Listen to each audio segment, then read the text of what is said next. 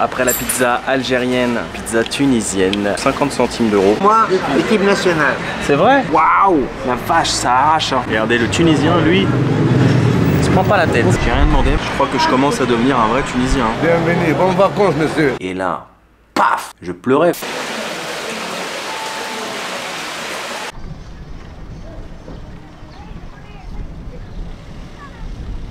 Salam alaikum, aslama les amis, j'espère que vous allez bien. Nouvelle journée, nouvelle aventure, nouveau vlog, mais surtout nouvelle ville, car j'ai quitté Tunis ce matin et je viens d'arriver à Nabeul. Mais très rapidement, permettez-moi de me présenter pour celles et ceux qui ne me connaissent pas. Je m'appelle Ben et nous sommes en direct de la Tunisie chaque jour sur ma chaîne YouTube, car oui, je poste une vidéo par jour en direct de la Tunisie.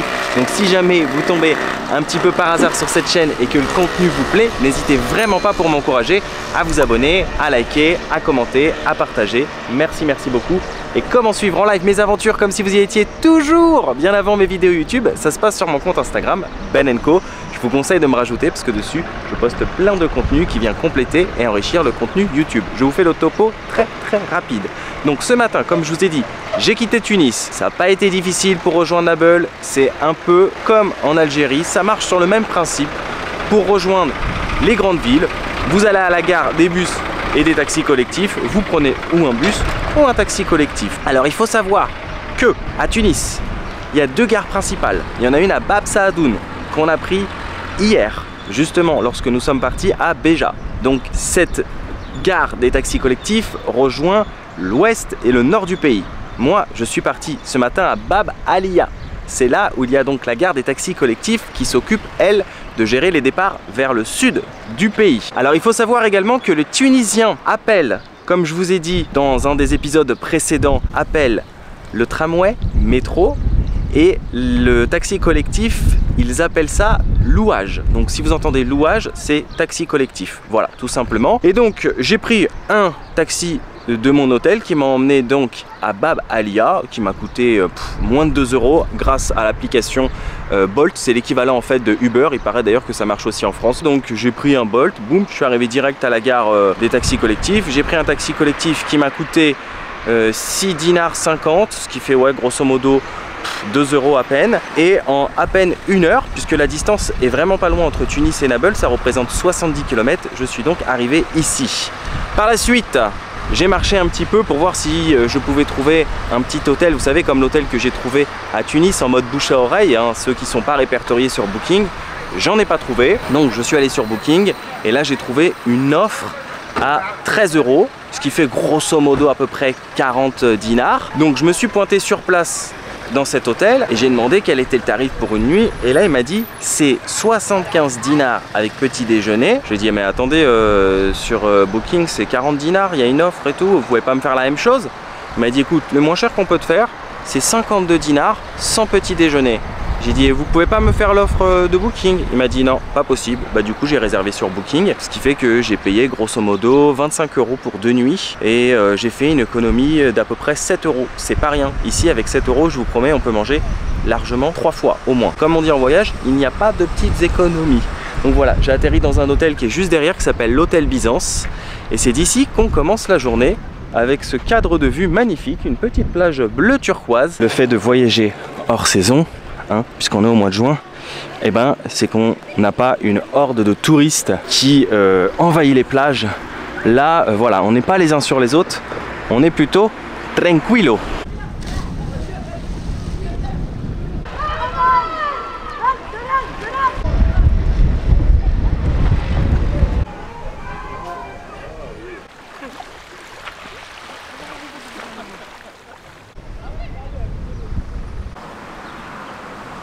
J'ai remarqué quelque chose, c'est que entre le centre-ville de Nabeul et le front de mer, là où il y a mon hôtel, il n'y a pas grand chose, hein. Comme vous voyez, c'est pas très urbanisé, beaucoup de terrains vagues.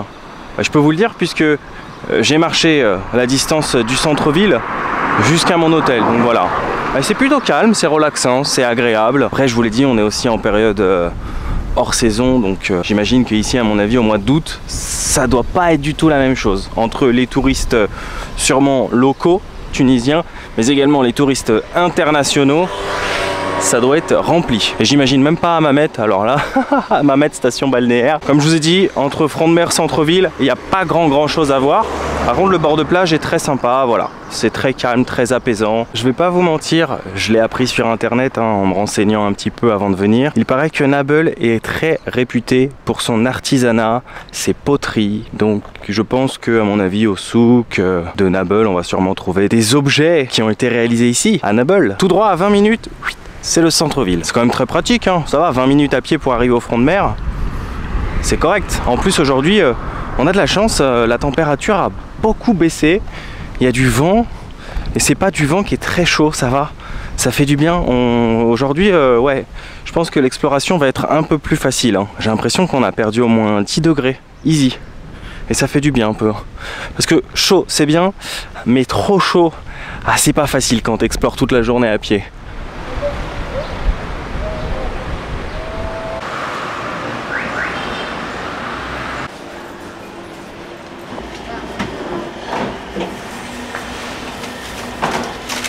Après la pizza algérienne et quelques jours à Constantine, je m'attaque à la pizza tunisienne. Alors ça coûte 1 dinar 500, ce qui fait grosso modo 50 centimes d'euros. C'est une pizza classique, hein, avec sauce tomate, sauf que dessus, ça a été parsemé d'œufs durs râpés et du thon. Voilà, je vois pas de fromage, rien du tout.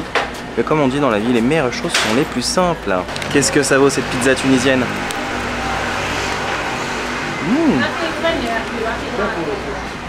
Pas mal, hein. C'est ultra moelleux. La pâte est vraiment épaisse et c'est vraiment bien moelleux, quoi. Normalement ça va attendre d'une pizza, hein. Là il m'a plié en deux. Ça fait plus un sandwich, un pizzwich. Mais sinon c'est très bon. Œuf dur, thon. En plus il est déjà 13 h, j'ai pas encore pris mon déjeuner. Donc j'ai vraiment ultra faim. J'ai hâte d'aller trouver d'autres petites pépites. On va essayer d'aller dénicher des street food, des trucs assez sympas. Comme à Béja il y a quelques jours, souvenez-vous.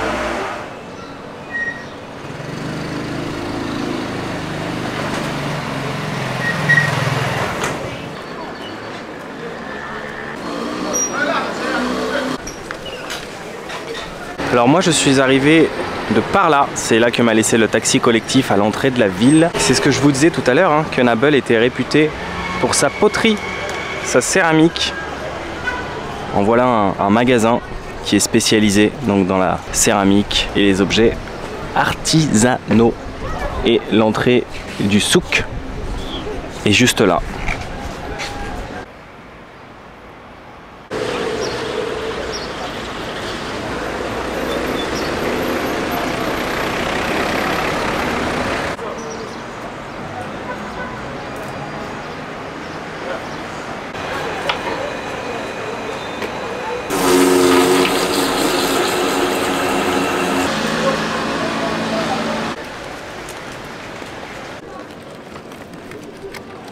Je pénètre donc dans ce souk de Nabeul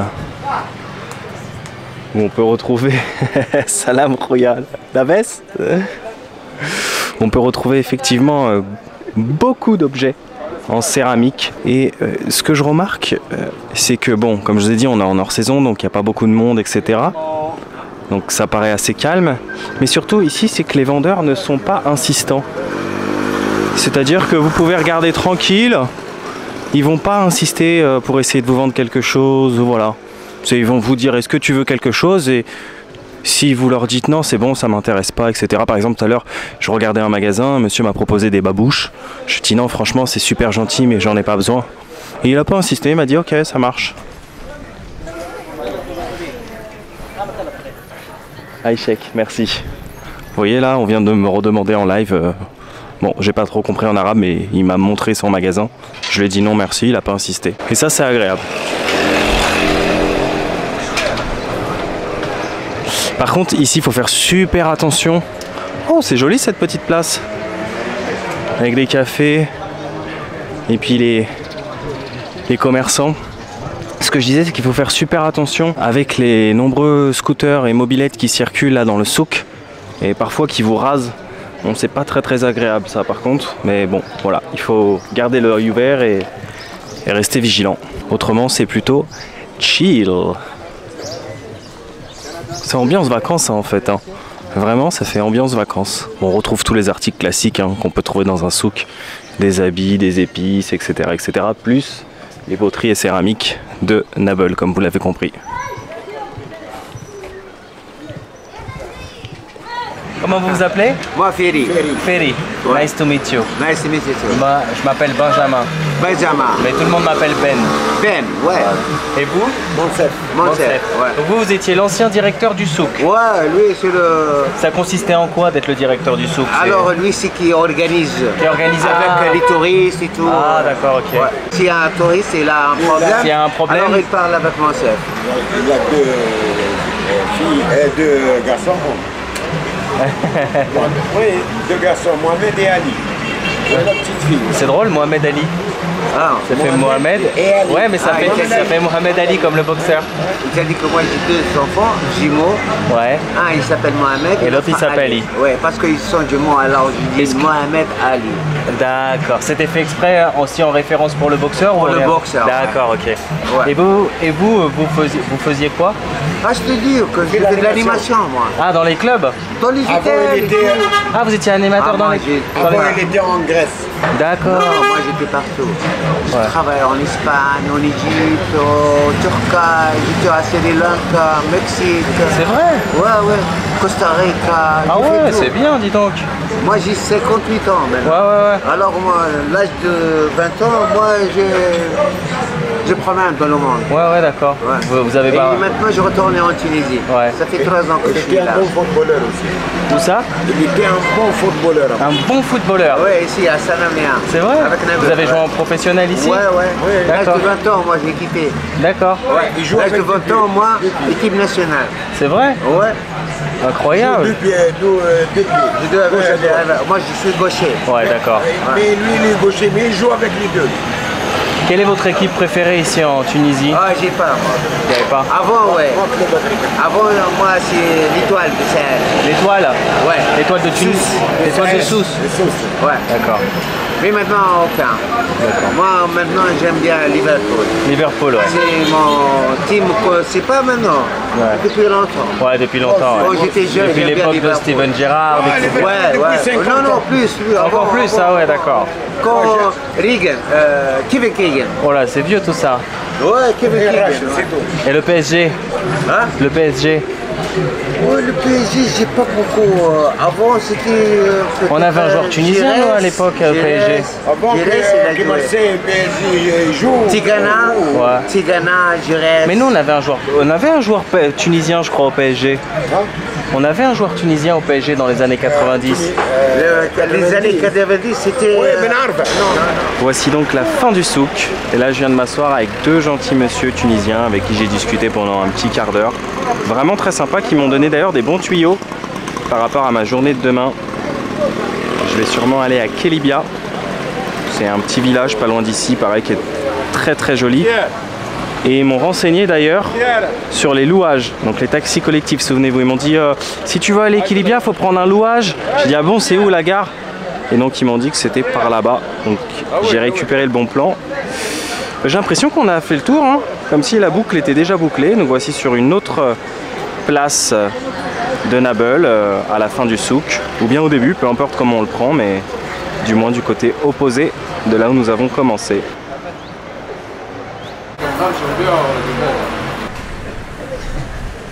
C'est la tournée des street food.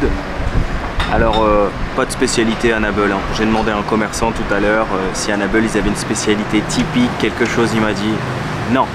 Voilà, je dis même pas un couscous de Nabeul, quelque chose, il m'a dit non. Donc comme on a déjà testé à Tunis toutes les spécialités tunisiennes, du moins entre guillemets, celles qu'on peut trouver en mode street food, à savoir le casse-croûte tunisien, le chapati et j'en passe, le fricassé, etc. Du coup, je me suis juste posé chez un commerçant qui avait une table, tout simplement parce qu'il y a pas mal de stands de street food, mais la plupart n'ont pas de table pour se poser et moi j'avais envie de m'asseoir, d'être tranquille, donc je me suis posé, voilà, chez cette dame qui est très gentille et je lui ai demandé un casse-croûte tunisien, mais s'il vous plaît, par contre, pas piquant, hein, pas de harissa, rien, voilà. Mais elle fait aussi les sandwichs KFTJ, enfin vraiment tous les basiques de la street food tunisienne, mais SVP, por favor, pas de piquant, pas comme ça, pas maintenant, parce que franchement à chaque fois que je demande quelque chose, je leur dis s'il vous plaît pas piquant. Quand bien même ils vous mettent un petit peu de harissa et qu'il y a quelques bouts de piment qui traînent, waouh, la vache, ça arrache, hein. Et pour eux, ça paraît pas piquant, mais pour nous, si vous voulez, comme nous on n'est pas habitués à manger piquant, du coup on n'a pas la même sensibilité au piment. Bon allez, Bessara comme on dit. Et ça coûte 3 dinars 500, qui fait grosso modo 1 euro. Bon, je le présente plus, hein. Si vous avez suivi les épisodes précédents, vous savez qu'est-ce que le casse-croûte tunisien, ce sandwich délicieux dans du pain tunisien avec du thon, de la salade, tomates, concombres, pommes de terre, œufs, etc. Regardez, le tunisien, lui, il se prend pas la tête. La harissa, il prend un bout de pain et il la mange comme ça, hein. Voilà. Pain harissa. Ça te brûle pas trop, ça va? Ça va. Moi j'ai trouvé la combine en fait, pour pas que ça m'arrache quand je mange un casse-croûte tunisien. Avec le pain tunisien. C'en est un autre celui-là, je le connais pas. C'est de vrai pain ça. Goûtez, goûtez. On dirait du pain complet. Je vais goûter un petit peu. Aïchek. Ah. Meilleur plat tunisien en été. Ah ouais, une petite sardine grillée. Sardine grillée avec salade. Il est bon le pain. Par contre la harissa elle arrache, hein.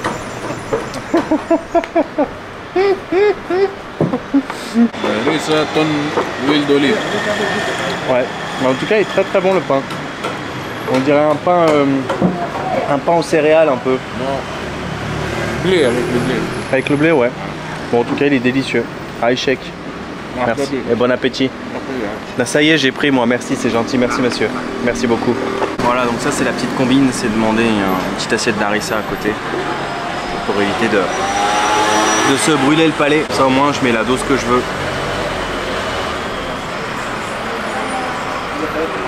Elle est trop gentille la dame qui est derrière. Elle m'a apporté un plat de sardines grillées. J'ai rien demandé, elle m'a dit tiens c'est pour toi, voilà, cadeau de la maison. Trop gentil. Bon, ça me fait penser il y a quelques jours, hein. Bon je me répète un petit peu mais c'était le dernier voyage, hein, à l'Algérie lorsque j'étais à Béjaïa et que j'avais mangé des sardines grillées, souvenez-vous, c'était excellent à Béjaïa lorsqu'on descendait du Cap Carbon, magnifique. Et après on était parti piquer une tête. Ça c'est la Méditerranée. Et j'en connais un qui a trouvé le bon spot. Lui il a tout compris. Faut traîner là où il y a les sardines. Il a trouvé le bon endroit lui, il est malin hein. Les commerçants sont vraiment sympas, sérieux, parce que tout à l'heure quand j'étais à l'entrée du centre-ville, je me suis assis pour prendre un jus d'orange et je parlais à la dame et en fait elle avait une sorte de gros contenant où il y avait du jus qui tournait. Donc je lui demande qu'est-ce que c'est. Et elle me dit c'est du jus de fraise. Je me suis dit bah tiens je vais goûter. Elle m'a carrément offert un verre. Je dis non c'est bon je vais vous le payer. Elle m'a dit non c'est bon, elle m'a donné un petit verre mais bon. Vu que j'en ai pris 3 autres en fait, du coup bah, je vais payer quoi, normal. Pas abuser de la gentillesse des gens quand même. Vraiment trop sympa quoi. Elle m'a fait une petite dégustation. D'ailleurs il était trop bon son jus parce que je m'attendais à un truc ultra sucré. Un peu comme la citronnade de Tunisie qui est bonne mais qui est à mon goût un peu trop sucré malheureusement. Et bah en fait non, le jus de fraise était vraiment excellent. Du coup bah maintenant je saurais que on peut prendre du jus de fraise et qu'il est très très bon. Donc en fait ça n'a pas la tête d'un jus de fraise, c'est dans une sorte de bac en fait, ça tourne et ça me fait penser plus à, vous savez, à des granités là, à la glace. Mais non, c'était bien du jus de fraise. Eh sardine harissa, je crois que je commence à devenir un vrai Tunisien.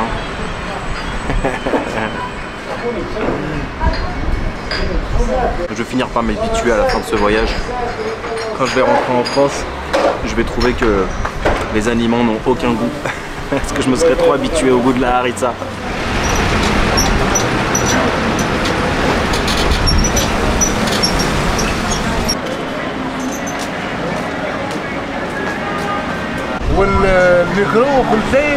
Caméra, micro pour le son. Ah bon? Pour entendre. Vous êtes français? Oui. Bienvenue alors. Merci. Tu habites chez nous? Pardon? Tu habites chez nous? Non, j'habite à Paris. Ah bon? Vous êtes en vacances chez nous? Voilà, exactement. Quel hôtel vous êtes? Byzance. Byzance. Bienvenue, bonnes vacances monsieur. Merci monsieur, vous êtes Allez, gentil. merci. À échec. Merci Bonne beaucoup. journée. Au revoir. Je vous ai dit, les gens sont vraiment très gentils et très accueillants. Nous sommes sur le marché de Naples. Les fruits, les légumes. Et je parlais avec un monsieur tout à l'heure. Et il me disait que ça s'appelait le marché aux chameaux. Parce qu'apparemment ici, avant, on vendait des animaux, des chameaux, des ânes, etc. Mais ça se fait plus, il m'a dit, depuis les années 80. Mais voilà, il m'a expliqué que ça s'appelait le marché aux chameaux. Maintenant, c'est juste un marché, un classique, hein, des fruits, des légumes, etc., etc. Vous voyez, des chaussures, des vêtements. Un marché, quoi. Il y a un très très grand marché de la fripe, par contre, ici, à Naples. Ça tombe bien, j'ai perdu mon caleçon de bain. Du coup, je vais voir si je peux pas dénicher une petite affaire. Il y a beaucoup de fripes. Hein. Une petite seconde main, histoire de penser un peu à l'environnement et à la planète. Il est immense ce marché de la fripe, sans déconner. Regardez-moi tous ces stands. Allez hop, la bonne affaire du jour. 4 dinars. 1,15 €, quelque chose comme ça. Bon, c'est pas du neuf, hein, ça reste de la fripe. Mais ça dépanne. C'est parfait.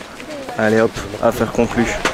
De retour à mon hôtel qui s'appelle l'hôtel Byzance. J'occupe la chambre 307, 3e étage. Donc j'ai pas pu vous filmer la réception pour la simple et bonne raison que je n'ai pas été autorisé. Dès que j'ai sorti ma caméra pour vous montrer un petit peu le hall de l'hôtel, le monsieur m'a dit non, non, non, surtout filme pas et tout, voilà. Donc bon bah baignoire, salle de bain, voilà, toilette. Par contre, je trouve, et c'est mon humble opinion, pour un, comment dirais-je, vous voyez, il y a des traces par terre, même sur les portes, c'est pas très propre. Je trouve que pour un, entre guillemets, un 3 étoiles qui normalement coûte à peu près 23 € la nuit, franchement, je vais pas faire le difficile parce que moi je m'en fous, hein. Vous me connaissez, hein. J'ai été habitué à voyager toute ma vie à la route. Moi, tant que j'ai un lit, une douche, je m'en fous. Mais bon, voilà, on a une belle chambre. Que demande le peuple? En plus, moi, j'ai payé 13 € la nuit, donc quelque chose comme ça. Même sur ma terrasse, il y a carrément des mégots qui traînent.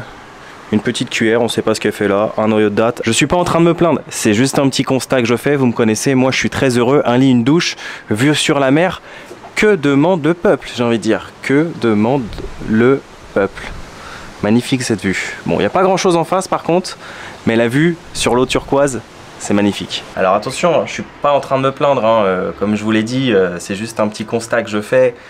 Si vous avez l'habitude de suivre mes aventures maintenant depuis plus de 7 ans sur cette chaîne YouTube, vous savez que je suis un voyageur à la route. Moi je me plains pas tant que j'ai un lit, une douche, je suis trop content, le reste c'est du plus, une vue sur la mer. On a un balcon, je peux faire ma petite lessive, je viens de laver le short de bain que je viens d'acheter. Mais voilà, ils auraient pu mettre au moins un petit cendrier, quelque chose. C'est un hôtel 3 étoiles. Titre de comparaison, à l'hôtel de France où j'étais à Tunis, je payais 50 dinars la nuit, ce qui fait grosso modo 15 €. Et c'était super propre. Enfin, il y avait le monsieur de l'entretien qui était tout le temps dans les couloirs, ça sentait bon, ça sentait la javel, etc. Là, j'ai même pas un ventilateur. Il n'y a pas de climatisation, j'ai même pas un ventilateur. Bon, après, je pense que si je le demande, peut-être qu'ils m'en apporteront un dans la chambre, je sais pas, mais j'avais une climatisation à l'hôtel de France, etc. Mais voilà, c'est juste un constat que je fais. Je suis pas en train de me plaindre. Voilà. Avec cette vue, enfin, je veux dire, on peut pas se plaindre, quoi. Un lit, une douche, une vue sur la mer. Et la piscine, j'ai oublié de la rajouter. Il y a aussi la piscine en bas, et ça c'est pas mal. Même si, bon, je vais pas trop y traîner, mais voilà, fin de journée, une petite piscine ou une petite baignade dans la mer Méditerranée, c'est un vrai régal.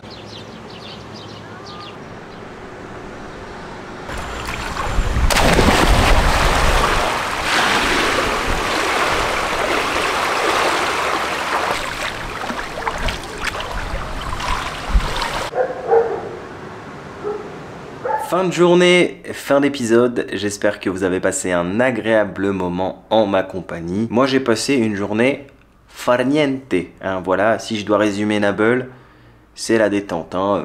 Vous l'avez vu, il n'y a pas grand chose à voir, pas grand chose à faire, on a vite fait le tour. Ça reste un endroit balnéaire, après il y a un petit centre-ville qui est charmant, qui est pas très grand. N'empêche, je me dis, tout est fait pour une raison, hein. Et une friperie mais immense. Franchement, c'était pas genre 2 ou 3 stands de frites. C'était de frites. C'est pas la Belgique ici. 2 ou 3 stands de fripes, pardonnez-moi. C'était vraiment un immense marché de la fripe. Et moi qui venais de perdre mon caleçon de bain, parce qu'en fait je l'avais fait sécher quand j'étais à Tunis sur mon balcon et avec le vent il s'est envolé. Et voilà, je l'ai cherché, j'ai demandé aux commerçants, etc. Mais bon, je l'ai pas retrouvé. Donc comme quoi tout est fait pour une raison. Et puis après je suis rentré, j'ai un petit peu profité de la piscine, mais très rapidement parce qu'en fait il y a beaucoup de vent et je pense même que ça s'entend dans le couloir là. Il y a des bruits de courant d'air. Il y a beaucoup de vent. Donc du coup, je ne suis pas resté super longtemps parce qu'avec le vent, on a vite froid. Surtout que le soleil commençait à disparaître petit à petit pour nous laisser de belles couleurs de fin de journée. Et puis après, là, je suis sorti à 2 pas de mon hôtel, dans la rue où on a commencé en fait la journée. Le front de mer, en fait, il y a des petits restos, des glaciers, etc. Je me suis posé un petit resto. J'ai mangé un plat de pâtes avec du poulet qui m'a coûté d'ailleurs 8 dinars, ce qui fait grosso modo 2,50 €. Pour la petite anecdote, vous allez rigoler, quand j'ai commandé mon plat de pâtes, j'ai dit s'il vous plaît, un plat de pâtes sans harissa, sans piment, sans rien. Le monsieur m'a dit ok, pas de problème. Les pâtes arrivent, donc moi je me dis ils ont forcément respecté ce que je leur ai demandé parce qu'à Tunis, je m'étais fait avoir les premiers jours. J'étais parti au marché central de Tunis et j'avais demandé un plat de pâtes et je m'attendais pas à ce que ce soit autant épicé quoi. Mais genre... je pleurais quoi, enfin je pleurais, c'est un grand mot mais vraiment je pouvais plus, j'avais la bouche qui brûlait. Donc là, ici à Nabeul, je goûte mon plat de pâtes, je me dis trop cool, des bonnes pâtes avec du poulet. Et là, paf, ça commence à brûler dans la bouche. Et en fait, ils ont oublié, ils m'ont rajouté des épices. Alors poliment, voilà, bon j'ai fait comprendre que... ça me brûlait, mais en leur disant j'ai un peu du mal, hein, vous savez, moi je suis pas habitué, etc. Et donc le monsieur de la caisse est parti voir son chef et il lui a dit mais je t'avais dit sans harissa, etc. Et en fait il m'a dit désolé, il a pas dû faire attention, il vous a mis des épices, c'est pas de la harissa, c'est des épices. Bon. Après, il a été sympa, il m'a apporté une petite salade pour s'excuser, voilà, pour que je puisse terminer mon repas, mais vraiment, c'est ultra fort, quoi. Je vous ai dit, ici, ils n'ont pas la même sensibilité, ils n'ont pas le même rapport, en fait, au piquant que nous. Ce qui paraît pas piquant pour eux, c'est hyper piquant pour nous. Mais bon, ça fait des souvenirs, des anecdotes de voyage, c'est drôle, avec le recul quand on y repense, et sur le moment... ça fait mal, hein, ça brûle. Mais voilà, il faut prendre ça à la légère. C'est comme ça fait partie du voyage et de la découverte. Donc voilà, maintenant je suis rentré et je vais pouvoir m'attaquer au montage comme chaque soir. Je vous remercie vraiment d'avoir suivi cet épisode. Je vous donne rendez-vous demain en direct de la Tunisie. On va aller visiter normalement ce que je vous ai dit, un petit village pas très loin d'ici. Il paraît que c'est sympa, donc je sais pas. On verra ce que ça donne. Ce qui est sûr, c'est que je vais skipper Hammamet. Pour la simple et bonne raison que Hammamet, je pense qu'il n'y a pas grand chose à faire, c'est aussi des hôtels, c'est l'endroit pour venir passer des vacances, faire la fête, etc. Et moi, c'est pas ce que je recherche durant ce road trip Tunisie. Voilà. Ah oui, aussi, j'en profite pour ajouter un point essentiel très rapidement.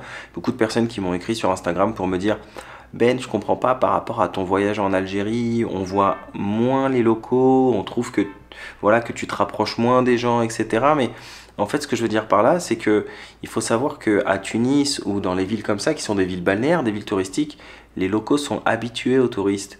Alors attention, ils sont adorables, ils sont très gentils les Tunisiens, mais ils sont habitués. Donc voir un mec en train de se balader avec une caméra qui est français, je suis pas le premier quoi. Donc du coup, c'est pas comme en Algérie où pour le coup, il y a très peu de touristes et donc du coup, ils étaient super curieux à chaque fois.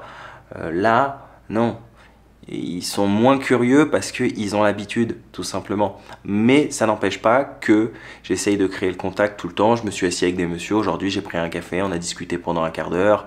J'ai papoté aussi avec les Tunisiens qui étaient à ma droite quand j'étais en train de prendre mon déjeuner. Enfin voilà, ça n'empêche pas que j'essaie quand même tout le temps de créer le contact, de discuter, de plaisanter avec les gens, voilà, d'apprendre un petit peu aussi de leur culture, etc.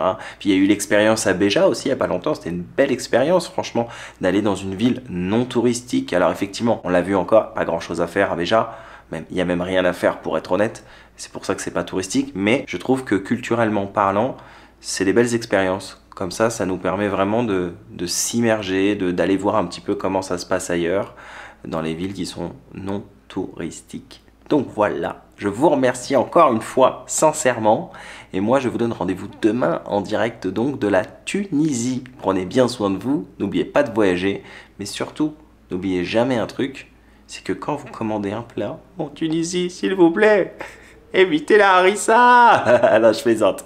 Quand rien n'est prévu, tout peut arriver. Ah, ciao, ciao.